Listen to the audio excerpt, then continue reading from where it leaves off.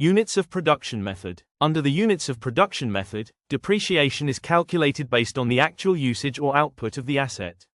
This method is ideal for machinery or equipment whose wear and tear depends on the number of units produced rather than time.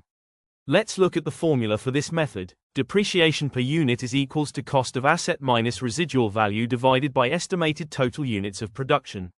Annual depreciation is equals to depreciation per unit multiplied by units produced in the year.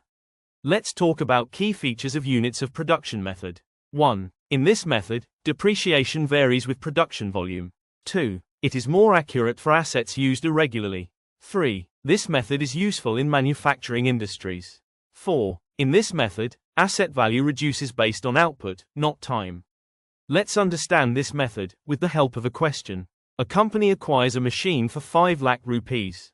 Its residual value is estimated at 50,000 rupees. The machine is expected to produce 90,000 units over its lifetime. In the first year, the machine produced 15,000 units.